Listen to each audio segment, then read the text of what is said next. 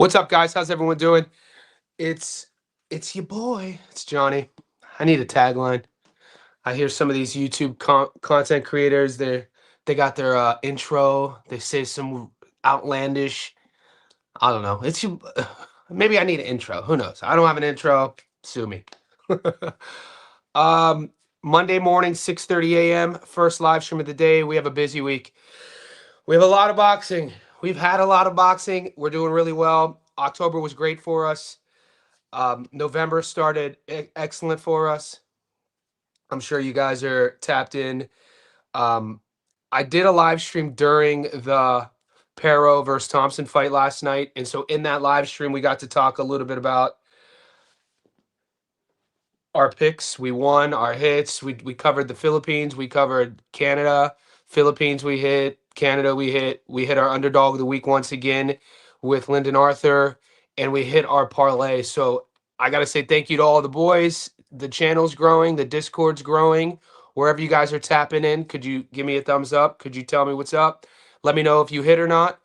We're going to cover all that. I want to give you a little bit of heads up what's going on this week. I'm going to be uploading Jazzy Parr versus May Solomon today. There's a card Friday night in Australia. It's a good card. There's some good domestic fighters, both ladies and men. Now, this isn't a no limit card. So the reason why I reference that, there's going to be a lot of 50-50 fights on this card. There's at least 3 50-50 fights. There's an upset I'm going to take. Usually on the no limit promotions cards, it's like big favorites and kind of like we're all eating with the feeder fights. This isn't that. So just stay tuned. I'm going to be uploading, like I said, May Salomon and Jazzy Parr. If you're unfamiliar with those ladies, I'll catch you up to date with what to expect Friday night in Australia. The odds are already up on Sportsbet. The odds are up on Bet365. So we'll get to that in a second. I want to cover everything that happened this weekend with our picks, our hits. There's some controversy in the UFC. I shared that in the Discord. We'll get to that at the end. I will be going live one more time today. So you got me for 2 hours today. Right now, my 6:30 a.m. and then 1:30 p.m. my time. So if you guys want to start putting this in your schedule, Australia time, 6:30 a.m., first live stream, second live stream, 1:30 p.m. So that being said, welcome to everybody. I'm going to start taking your questions now. We got Rambler in the house. Rambler says, I'm up. I don't know about you, but Lyndon on points paid big. Come on, baby. We were talking about Lyndon Arthur last Monday. I gave you guys Lyndon Arthur as my underdog of the week last Monday. So we got him at 270. Even Duck Gary. Yeah, Gary came on the live and he put together a parlay. It all hit except the draw. Look, I didn't cover Gomez. I didn't break Gomez down. I didn't mess with him. The fights I told you to take, we hit. Where's the Ray, Parker, and Allen casuals now? So yeah, people were loving Bradley Ray. I said no. People were loving Zach Parker.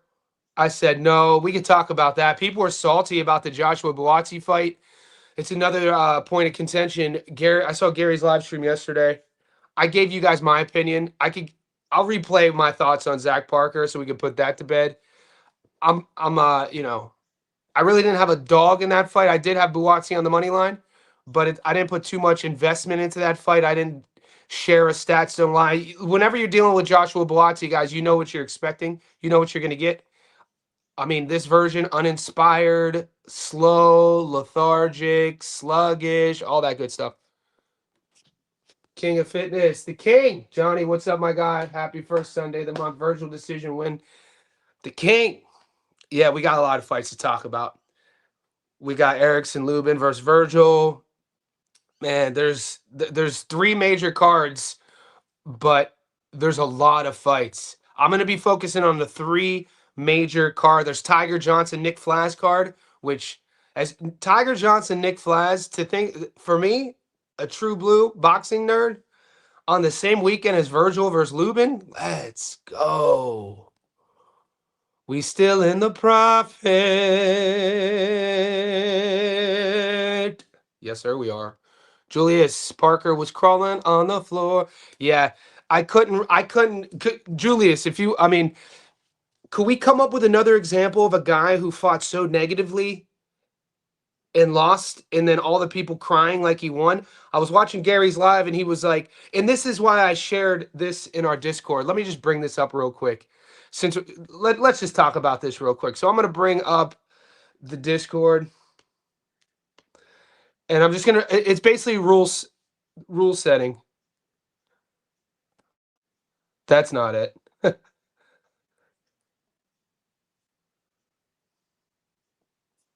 2 a.m. Yeah, everybody was hit. Dude, we ate our Discord ate last night, and I'll go over the winning tickets. We all hit. If you listen to me on like the Lyndon Arthur, um, you'd have got up. Okay, so that's we keep killing it. Yes, sir. Okay, here we go, guys. So this is my pushback to Gary from 3D. He was talking, and this is in reference to Buatsi and Parker. And on his live stream, he was saying, "Yeah, but what did Buatsi do? You have to score points. How many points did he score with punching?" And I'm like, bro, you score rounds not with just how many punches land. A proper way, boxing rounds are judged using a 10-point must system. We know that, where the winner of a round receives 10 points and the loser receives 9, resulting in a 10-9 score. Judges evaluate rounds based on factors like effective aggression. That's the first. Ring generalship, there's 2. Punch efficiency, there's 3. More dominant round, scoring 10-8, usually if there's a knockdown, etc., etc. So my point is, you can't just go with the argument Joshua Buatsi didn't land enough punches, therefore he lost the fight. I'm coming at it from a totally different perspective.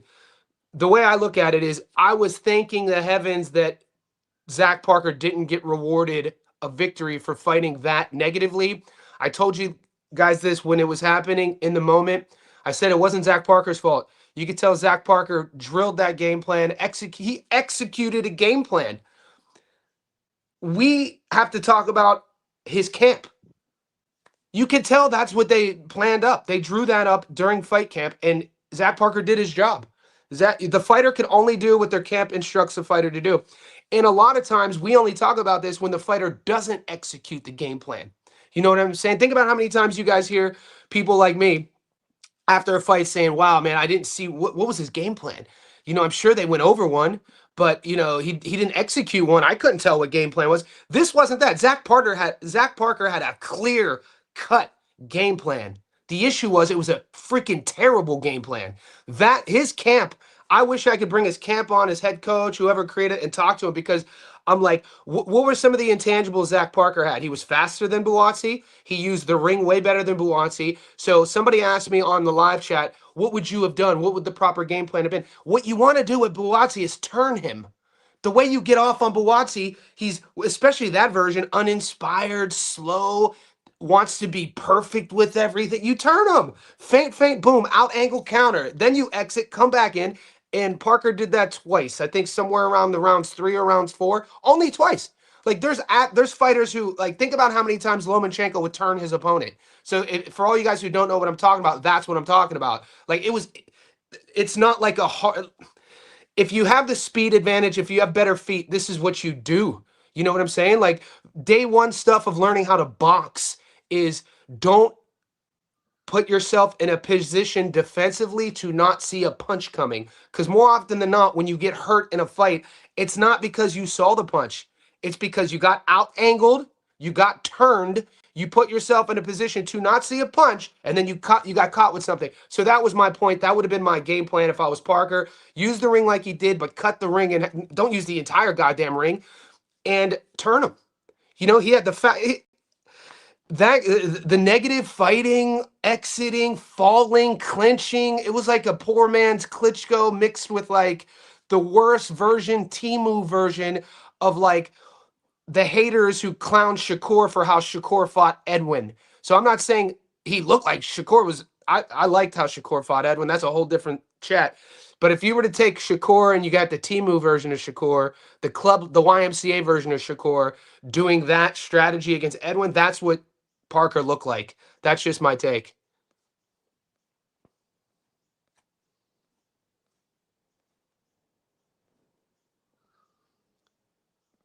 I'm catching up to all the comments. Also, the last 2 weeks I'm up 2,500. That's what we're talking about, guys. Join the Discord. It's like $5 a month. We're out here giving game. More importantly, I love when you guys are up. You guys know what we're doing here. We're building a community. We're all eating, and it's very educative. People are learning. I want you guys to learn. I want to create a community. I want to have fun. I might add this in the rules in the Discord. If you're not having fun and you're ruining your interpersonal relationships with your people at home because you have a gambling problem, get the hell out, man. Call, private message me if you guys are having issues, because the last thing you want to be doing is chasing something or comparing yourself to others. You see people sharing their tickets, and then you're salty, and now you're chasing, and then you're not hitting, and you're getting salty. One of my favorite quotes about this: comparison is the thief of joy. In whatever you're doing in life, don't compare yourself to others, mate. You are on your own path, you're on your own journey. It's one of the reasons I always block out how much I bet and how much I win. The last thing I ever want to do is make somebody that I don't know feel inferior. Make anybody I know. That's just not how I'm wired. Making somebody in any instant in life feel inferior, you're not on the right path. So with that being said, I'm glad that you're up. Can we take a minute to mourn the Gomez robbery? I didn't watch this fight, Adu. I saw on my sports bet. You guys know what happened to me. I got a victim. I got like Stockholm syndrome from using the sports bet app. We know in Australia, the sports bet app, a draw ruins your parlay. This draw ruined my 17 leg. Tiger Johnson decision. We'll get there in a second. Mankey crazy. Charlie Edwards versus Andrew Kane, but the Brits complained about Edwards. Yeah. Yeah. Yeah. Was this as bad? Was Charlie versus Kane? Mankey's using this as an example to compare to with Buatsi versus Zach. People, I'm feeling that Flaws is a steal. Currently, I feel the odds will even out. Bro, it's going to be really tough for me to give you guys my official prediction because, I'm a big Tiger guy. But when you guys tape both guys, the one thing you have to keep in mind, when you guys do your tape, we're watching a Nick Flaz. Nick Flaz is in his prime right now. Nick Flaz knows who he is as a fighter. He knows how he has to operate to win. He knows what game plan. When you fight a guy like Nick Flaz, you know what you're getting, right? My only issue with Tiger is I feel like he's still figuring out who he is. And at this level, if there's even a moment of hesitation, a moment of sort of thought within the battle, it doesn't sort of speak too well for that pause. That's all I'm going to say. You know what you're getting with Nick. This will only be, I think, Tiger's third fight at 47. He's 2-0 since his move up, one stoppage, one decision. He's filled out pretty nicely. He's the undefeated guy. We know about his amateur career. He's a Northeast Ohio guy. I'm a big fan of him. I'm also a big fan of Nick Flash. So when this got ordered, I was like, oh, I cannot wait to break this down. Also, when you're breaking down the tape of Tiger, you don't have to go too deep. Just watch his fights at 47. Gary thinks if the ref ignores low blows, the judges should score them as low. What? Hold on. Gary thinks I can't really comment or judge how he thinks, but I didn't hear him say this. He think if the ref ignores low blows, the judges should score them as legal punches. His favorite fighter is Andrew Galata. I don't know. I don't know how much credence I'll give that. I'll bring the Discord up in a second.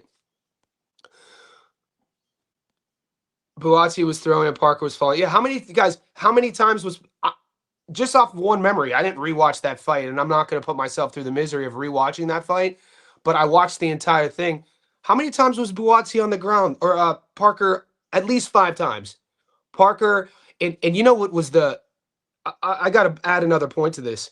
It wasn't just Zach Parker's coaching that was awful. It was the announcers. The announcers should be embarrassed with how they announced that fight.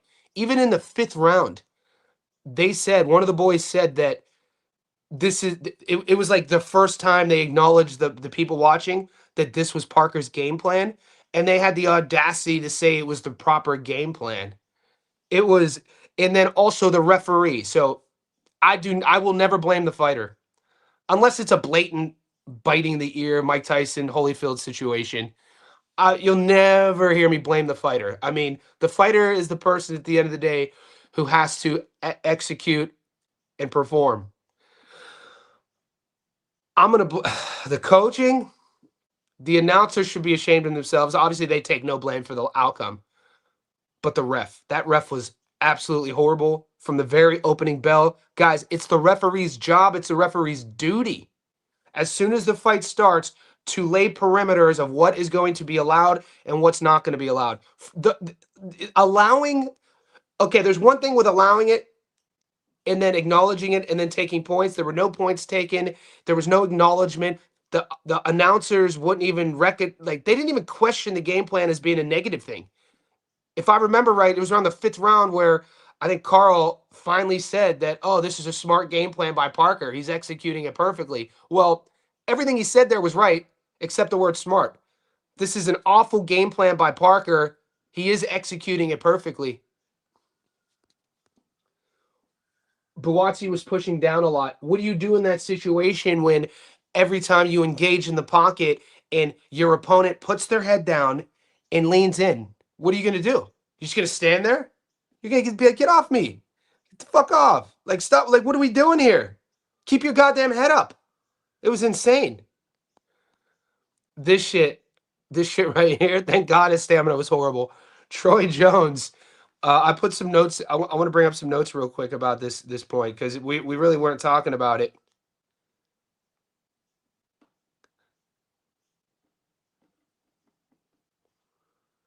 What is he? Are they not teaching head movement, guys, in the UK? Like Troy Jones, when you're watching this kid exchange and you're watching him exit, I'm talking like I will live stream my next boxing session downstairs with with a client of mine who works in corporate Australia. He's never fought before. He's a family guy, early 30s. I've taught him from I teach people who've never fought before from the ground up how to fight, how to box.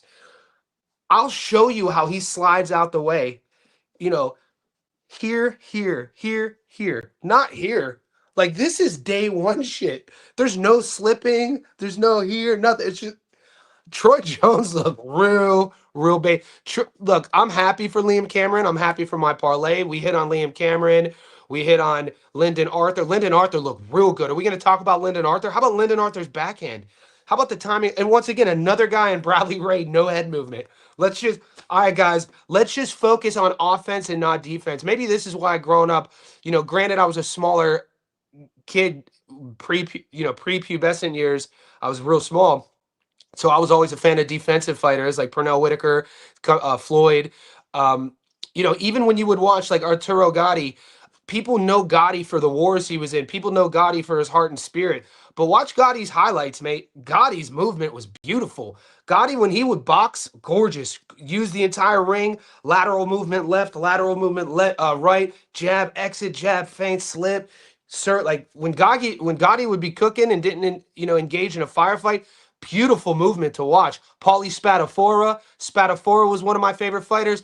Do you guys kind of see a Spadafora, another great southpaw nobody talks about? I think Paulie was 49-1. One of my favorite fighters I've ever seen watch live in the early 2000s. I got to see him fight live in Mountaineer, West Virginia at the racetrack. The Pittsburgh kid, man, shout out to Paulie Spadafora, a guy that people forget about.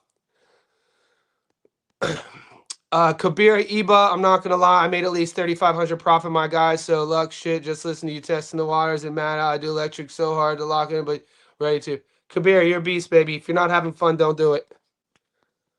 Julius Gomez, yeah. Did somebody say he's world level?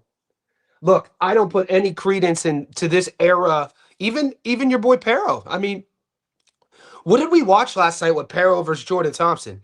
If you put Jordan Thompson and don't give him a 2-year layoff, and also Jordan Thompson is going to look back at that performance and he's going to look at the first 5 rounds and he's going to be salty because he gave Pero way too much respect the first 5 rounds. And Jordan Thompson's for not being in there for 2 years, his cardio was better. His precision punching was better. I feel like he should have just turned it up from the very first bell and not respected Pero early. And I took Pero, he hit, we won. That was one of my biggest hits was I parlayed Liam Cameron, Pero, Buatsi, and Lyndon Arthur. We was out here eating. But when Jordan rewatches that tape, he's gonna be salty. He is. You know, sometimes, and this is the thing with boxing, guys. This is why I never judge fighters. When that bell rings, the whole world, it shrinks into a vacuum. Everything just goes boom. And some people are really, really equipped to operate in that vacuum. Think about how Floyd would operate. People only credit Floyd. When you think about Floyd, you think about the undefeated record. You think about the two careers, the Pretty Boy Floyd era and the Money Mayweather era. You think about, his defensive mastery.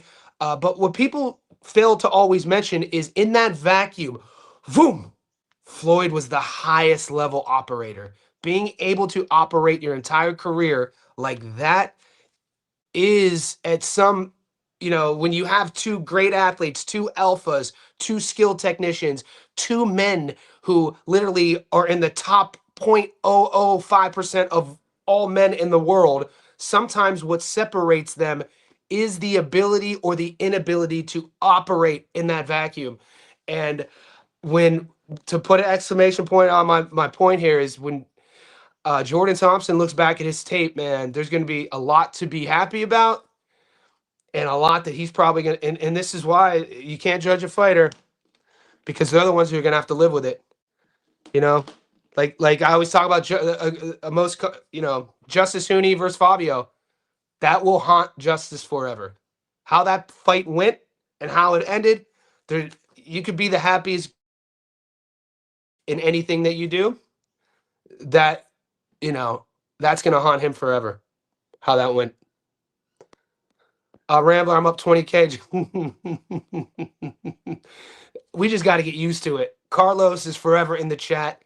Muscles is forever interconnected with my channel, with the Discord. Muscles is forever interconnected with what? Ticketgate. Also, no racial slurs in the chat. I didn't like the use in the N word. You know what? You know what, King Fitness? You know who used the N word? He's from Philly. He's African American. Because I got 5 messages, King, about this. You're talking about he's from Philly. He's a stand-up comic from Philadelphia. Not a white dude. And I agree, no excuse. But I got a bunch of messages about this. Who is that so and so? Are you gonna check? And I'm like, he has links up on his YouTube. You could go see who he is. I don't know. I think what he does is he kind of rage baits. And I don't want to put, if you guys are in the Discord, go check it out. He kind of rage baits in, I was that close a couple months ago with banning him. This is before my Discord, King. I was going to ban him from my chat. And then over time, I learned how to deal with him and understood what he was doing. And now he actually brings good value, but not that this was about this. I didn't like what he said there either. I don't like reading it. We don't have that in our Discord. When you read it had also, since we're here, I also don't like the boys being so misogynistic, but I'm not going to call anyone out on that either. So I have to I have to walk a fine line, guys, of being able to moderate and not gatekeep. The last thing I ever want to do is stand on my soapbox and I am right on everything and I govern, and everyone who says something that I don't agree with, I have to kick you out. So it's not how I do it. But since we're here on this point, the racial, even if they're jokes, there's no room for it. I 100% agree. Also, guys, I am not one of these guys who play with talking trash about women. I don't like when you guys call women bitches. I don't like when you guys call, like, that shit's not funny to me. It's not how I was raised. I grew up to respect women. This is my mom right here, Rosie. I got my mom tatted on my chest, so we both roll till my dying day. So, yeah, I agree with you, man. I think I might got a dog. I already got my dog, DJ. Y'all gotta start calling me Dog the Bounty Hunter. I already got my dog, DJ. Shoot. Facts King goes, he does. He does. Boys, it's your Discord. Call him on it. You guys could call him on it. I'm gonna pull it up.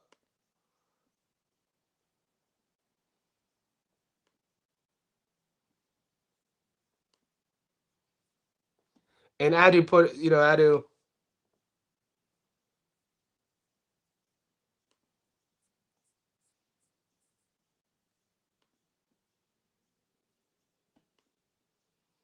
And we got moderators in there. So we got moderators. You guys could I set up a moderator for this exact reason. It's your Discord. I run it. You guys are make it go, make it pop. Yeah, PJ used that ER word. I'm still good. Call him on it, DJ. It's your Discord. I mean that. Guys, as long as it's constructive, you guys have to lead by leadership as well. I got messaged a lot about it.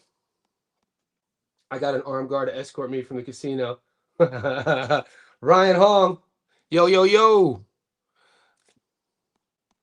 Johnny, you got to rewatch Go. Okay. If it was a banger, I'll rewatch it. I cannot wait for this fight. Maybe I'm such a hopeless romantic, guys. I get hyped. Like there's a domestic level female fight happening Friday night in Australia that I am super excited for.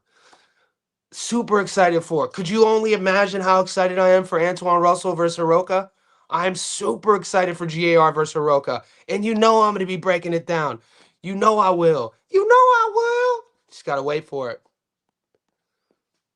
Jordan started way too late. It was very... Bro. I'm catching up, guys. Make sure you like this video. I'm going live again today. I'm uploading my first breakdown. The stats don't lie. The female fight. May Solomon is fighting Jazzy Parr. May is a fighter. They're both from Australia. Jazzy is the daughter of John Wayne Parr and Angie Fernandez. If you guys are, MMA combat sports junkies like me, in the early 2000s, Angie Fernandez was the most baddest woman on earth in terms of women's combat sports. She then went on to marry and have a family with one of the greatest Caucasian kickboxers of all time, John Wayne Parr. They have a daughter. I say Caucasian because before Ramon Dekkers, the Dutch kickboxer, there was nobody in Thailand winning stadium belts like Ramon Dekkers, like Lubin stadium belts. And then came along John Wayne Parr. There are other guys too, but they have a daughter, Jazzy, who's I think 2021, undefeated in her early career. She's fighting May Solomon, another really good, young, tough. She's an Egyptian fight. I think she's Egyptian Australian. Has a lot of class to her. This is a fight that May asked for, and Jazzy's detractors up until this point would say that she's just been given sort of like feed her tomatoes. May Solomon is no tomato. So it's going to be a cracker. Follow Mike. I got to catch up. You boys all right, guys, I'm going to speed up through this chat. Hard R crazy. I only shot a dog if it's 250 or better. Dog barking. Dog the bounty hunter. King of Fitness, black or white, just the hard R isn't cool and respect women. I have 4 older sisters and a mother like that. Yeah. Look, I agree with everything you said. It's all love. Hey, holding each other. We have to get to a place. This is how you have to be at a place. If you're not at a place in your life where your circle of influence, whoever you hang out with, when they hold you accountable and you get salty at them, that says more about you than your circle. You want people to hold you accountable. It's a sign that they want you to grow. And if you can't look at yourself in the mirror and can't see your flaws, you got to look deeper. It's not official yet. My thoughts. Horse shits. They keep, we're getting gaslit, boys and girls. They keep telling us that Ryan Garcia is a champion. Come on, man. That's all I'm going to say about that. That's all I'm going to say about that. Those look like comfortable shoes. If I remember hard enough, I can remember my first pair of shoes. Mama said they'd take me anywhere. They was my magic shoes. So I want to look at... Yeah, I got no comment. All right, so I'm going to go over real quick. We're about 30 minutes in. Still good. Anybody in the Discord who wants to come on and shoot it with me, let me know. We're going to go over our hits. So we're about to go over our hits. Liam Cameron, get your work in. Dog of the week, Eaton, Lyndon Arthur. Get your work in. If you guys want to. Okay, PJ giving a shout out to the dogs. Alex giving a shout out for the picks. The Money Royce is Eaton. Let's see if you can hear this. Parker, he executed the game. Here's my two. I'll spare you. I already told you how I felt about Buatsi and Parker. We don't have to racetrack. If you want to hear what I said, go to my story. Set free, good call. Set free's eaten. Ezekiel's eaten. The Mayweather is eaten. The king is eaten. What? This is, I cut his name off. This might be the king too. 7 people. This is a 60,000 bet to win 7,000. This is the Discordians. We're up to about 255 people now. We're growing. Bing said he joined the Discord because he heard me rapping. Now, this was my ticket. So this was Lyndon Arthur money line, Buatsi money line, Perro money line, and Liam Cameron money line plus 600. We up. You know, this is my favorite meme. Put the word out. We up. And if you don't know what shows this from, yo ass better call somebody. This was I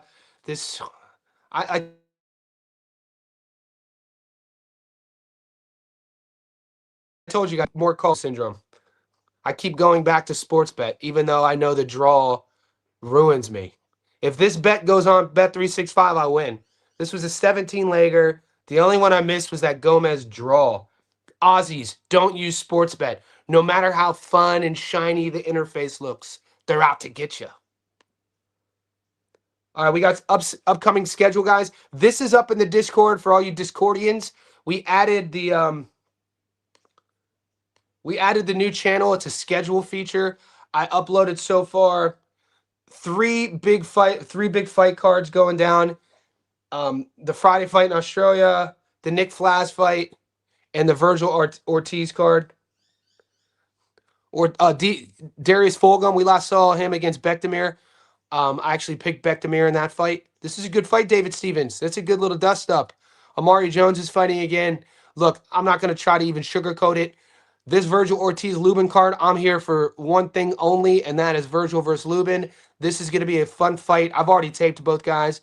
This is going to be a fun firefight. This is going to be one of those fights on our channel where people are going to be divided. I think I did a poll a month ago. It was 80-20 Vergil.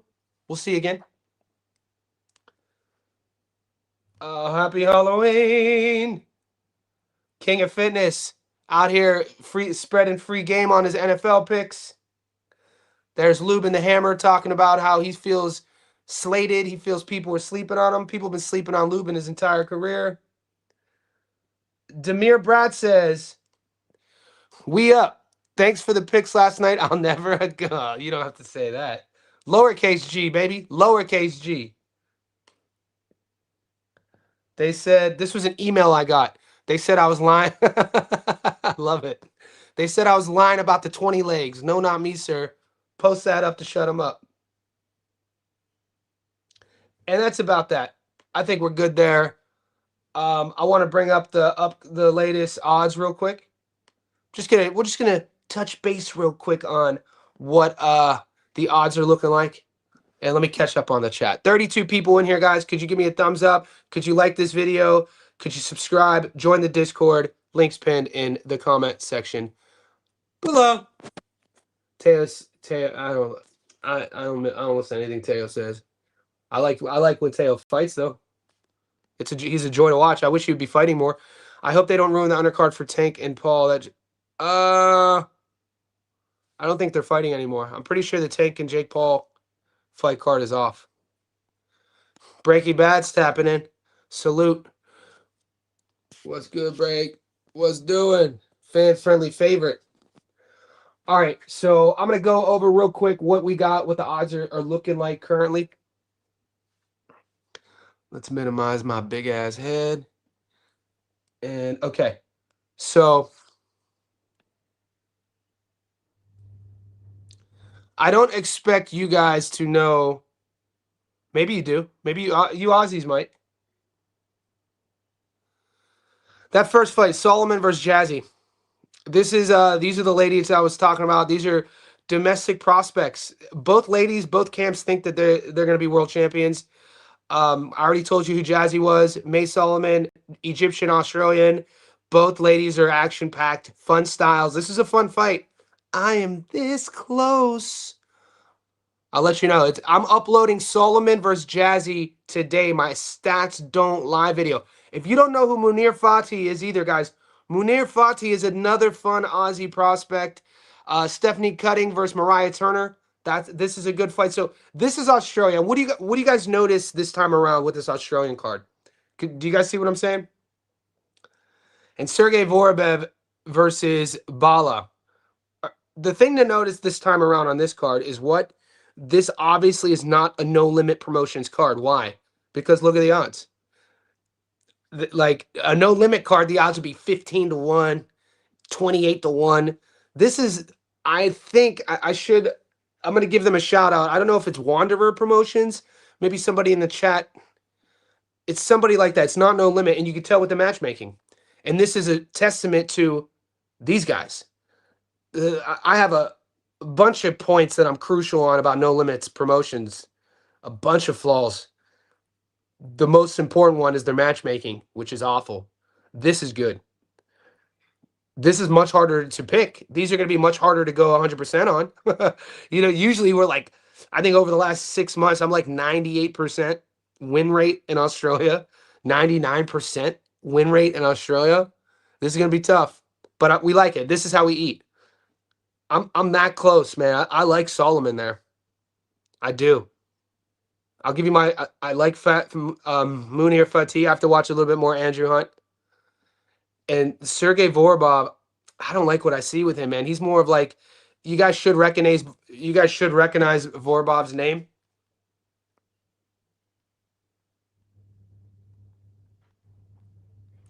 I'm pretty sure Vorobov isn't Vorobov the kid who just got.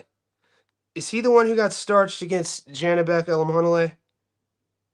Or no? There's a few. No. He got knocked out against Mateo Tapia, which is no shade.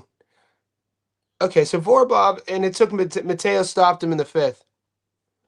And then he had a comeback fight. He had 2 draws. Okay, I was getting him confused with the kid who fought Alam Hanale. They're both kind of like, I think Russian Australians. Anyway, I'm going to tank Jake Azov Lubin for the upset. It's a fun fight. Let's see the odds real quick. All right, let's talk about Lubin real quick. Now, for the betters, okay? For the betters, the ones who a lot of the boys on the stream right now who put a lot of time and energy into study, who put a lot of time and energy for where our money's going to go, right off jump, those odds are super disrespectful. To think that Lubin's a 6-1 dog against Vergil to me is absolutely insane. I think this is more of a 50-50 fight. So even if I was a diehard Vergil fan, $1.13 is not worth the squeeze. I went on Gary's live stream 2 days ago to talk about Lubin versus Vergil. And I gave him my point, and he was like, "So you're picking Lubin?" And I was like, "I'm not picking Lubin. I'm just pulling up points that nobody's talking about." Vergil over his career has fought maybe one southpaw. You know what I mean? Erickson Lubin is a southpaw. Vergil has only had a handful of fights at 154. So Lubin's going to be the naturally bigger guy. Lubin's only losses, guys, 2017, almost a decade ago, when he was 20 or 21 years old against Charlo. His promoters rushed him. And then go to the scorecards of Seb Fondora. That fight got stopped because of damage, but it was pretty much goddamn even going into the ninth. And that fight had swung, dude. That fight had swung. Eric got dropped early, and then he dropped Seb in the seventh. And then the fight gets stopped due to damage. If you can't control scar tissue and swelling, but you remove the scar tissue and swelling, we might be talking about Erickson Lubin as a world champion. And I think he's just turned 30. I mean, these odds are super disrespectful. Super. This is crazy 675 to me, boy. This is for the sake of the sake of the sake. Oh God, man, everything in me not to take Lubin right now. If you guys watch, Lubin is a southpaw marauder, flat foot. Knows what he wants to do. He's gonna fight Vergil's fight. He's gonna be there. Could Vergil? We've seen him drop Boacek, grazed him a couple times. Vergil gets dropped a couple times. I think the deciding factor is going to be the volume from Vergil and the body punching. I'm not saying I'm taking Eric, but I mean, at 675, why not? What are we doing here, dude? I think this is, I think this is a 50-50 fight. Those odds to me are insane. Those odds to me are insane. That's all I'm going to say. Lubin's going on parlay. See, okay. Like, what are we talking? I'm glad I'm not the only one who thinks that this shit's insane. Lubin looked poor against Argiro. Well, guys, Argiro Holmes, I'm pretty sure Argiro Holmes was an undefeated. He was 17-0 going into that fight. I think Argiro Holmes, big, long southpaw, good amateur career, had a history with Lubin. It got personal in that fight. We know in boxing, you add in two really proud guys, kind of who ran in the same neighborhoods. And Argiro was the undefeated guy. I mean, so he's one of those guys that it's tough to look good against. It's kind of like Michael Fox. You know what I mean? Michael Fox is one of those guys tough to really look good against. I don't know. You're saying, so you liked how Vergil looked against Boacek?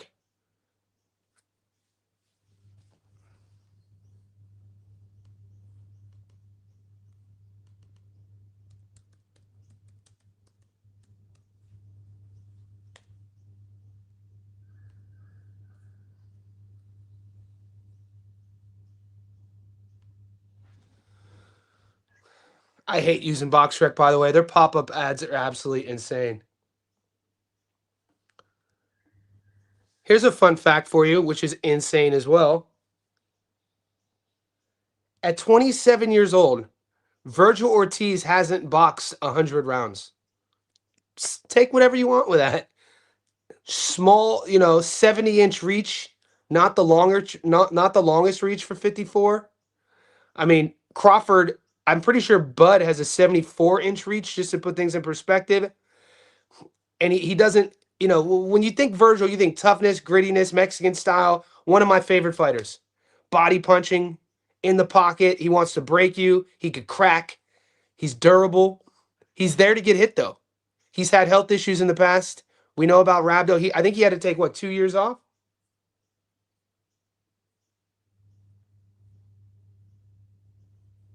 So was Delorme his first fight at 47, or was Lawson? I think Lawson was his first fight at 47. McKinson was the last southpaw he fought. So Lawson, first round knockout. Delorme, he got him out of there quick. We know what happened in this Boacek fight, and then Madrimov. So everything there, everything that you see there, you think he's a 6-1 favorite?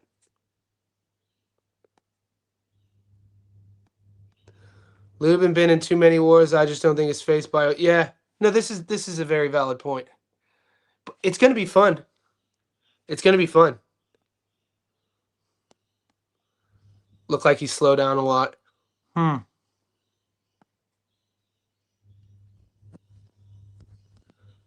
Chat. For real? Is this official? Jazza Dickens versus Tsumi? I'll check that out. I want to stick to Vergil real quick, but thanks for the heads up. So are we gonna maybe we see? Look, Lubin is gonna have to answer more questions than Vergil is. more in Virgil's going to have to answer some questions for sure. Virgil, this will be the first southpaw Virgil has fought at 154. This will be the biggest puncher he's fought at 54. I mean, I wish we had a bigger sample size of Madrimov because Gary was saying Boacek was the bigger puncher, but Boacek's punch style is way different than Erickson Lubin. They punch differently. Their styles are differently. Boacek is like a paper cut guy. Volume, volume, volume, volume. He punches it. He everything's short and it's just here. Lubin is gonna, come at you, southpaw. He'll like split stance it a little bit more bladed. Boom, boom, boom, and he's trying to drop bombs, and he's gonna be there. This could end early. This has the possibility of ending early.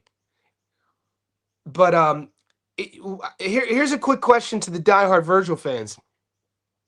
How come people say that Naoya Inoue is chinny because he got dropped against Neri and Cardenas, but I haven't heard anybody say Virgil's chinny, and he got dropped against Boacek, who as of late has looked like a noodle. You know what I mean? Brandon Adams, Michael Fox. I mean, granted, Boacek, his fight style doesn't age well, but Virgil's fight style historically doesn't age well. So at 27, we've already so here's you guys got to think about this, right? He didn't get dropped against Madrimov. He gets dropped twice, got buzzed against Boacek. Didn't really, we've never really seen him hurt as of yet, hurt, like a bad one. But at 27 with his fight style, he gets touched a lot. He's been buzzed a couple times of recent. The style doesn't age well. I mean, boxing's a funny sport, man. Boxing's a real funny sport. Real fun sport. These odds are embarrassing.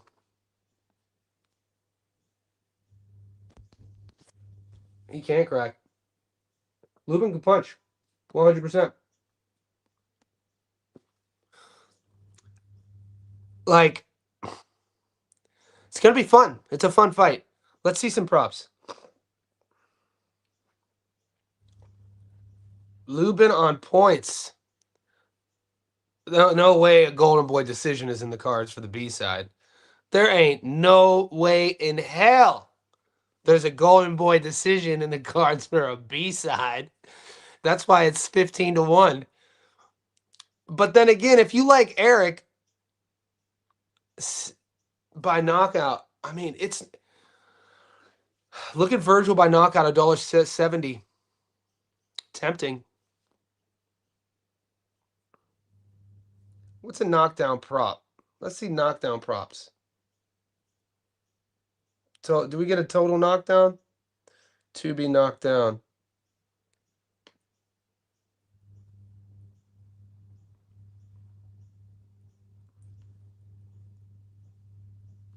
Will both fighters be knocked down 1150? Why not sprinkle something there? If we're talking about a little sprinkle, a little prop sprinkle, why not sprinkle it? We'll both. I could see both fighters going down, especially with this style. That's interesting.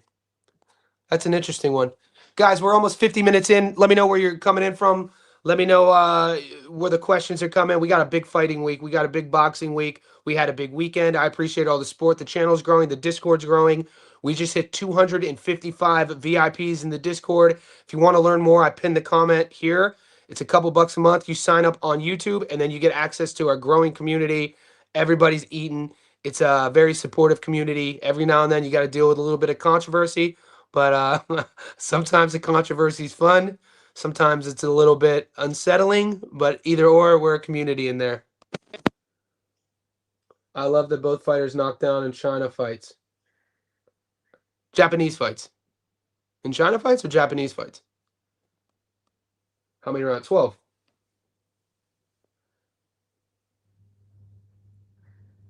Let's see what that prop says.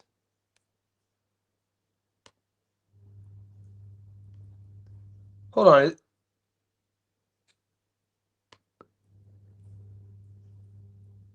Is it a 10 rounder? No, it's a 12 rounder.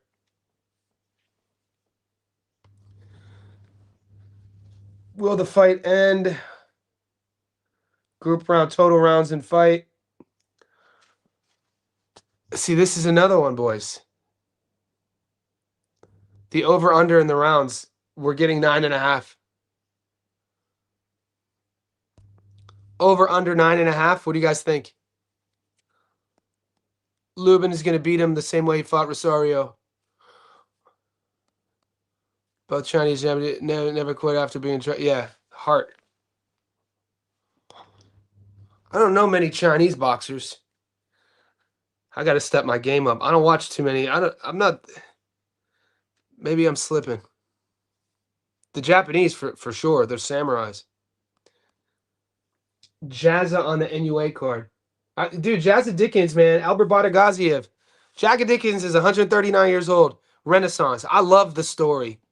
Dude, I'm just salty. He was a 675 against Badagaziev, dude.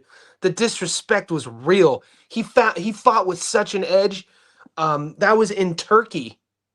And wasn't the boys were in the crowd, right? Was Fury ringside to that? Good for Jazza, dude. Let's go.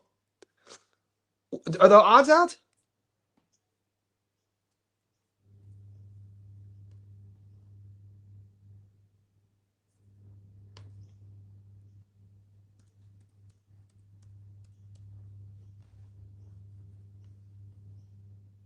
There we go. See, you boys keep me up to date. Sutsumi, once again, Jazza, 4-1 dog. Interesting. When does this go down? December 20th. How did I not know? There's so much. Thanks for keeping me up to date. I didn't even hear about this. When I taped Jazza versus Badagaziev, I gotta be. He was fun to tape. Dickens, you mix that with his story, how he's everything good about boxing is this guy's story. Sutsumi, good fight. 4-1's way better than I think like I said, 625 against Badagaziev was downright atrocious. Lubin cracks hard. Yeah, 100%. We're gonna see, man. I think I'm gonna play that knockdown prop. Both guys that gets knocked down. What do we say? 11-1 or 10-1? I know. I say it all the time. Johnny's gonna say it. My most proud knockdown prop was Inoue versus Cardenas, 16-1. At the same time, it's one of my biggest mistakes, other than Crawford and Canelo, was not taking Inoue to get knocked down and win. I got greed, or I got impulsive. I just clicked to get knocked down. But if I would have picked to knock down and win, it was 21-1. I'm still learning, guys. There's a learning curve for all of us. Let's go. We're gonna go back to the knockdown prop. This is my guys. I love fight night. Obviously, we all love fight night, but this is where we could really be nerds. I love the beginning of fight week. And for Australians, it's our Monday. The Americans and Brits, it's Sunday where you are. So you guys are still on this past fight week. I love this part of the week. This is where this is where the archaeologists come into play. We're seeking out and searching, digging for dinosaur bones.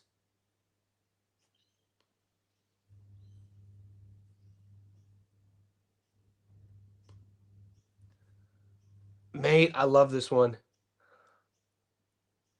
I get enamored early. It's like when you meet that when you're younger, you're in high school, you're going to the club, you meet a girl for the first time, and you're just totally enamored in her. And then like you go again the second time to the club, and then you're like, oh shit, she can't really dance though. She's hot, but she can't really dance. And then the third time she smiles and she got a little crooked tooth, and you're like, this is how I am. This is how I am with my bets at the beginning of the week. The first part of the week, I'm like in love. And then as we get to Friday, get teeth and lisps.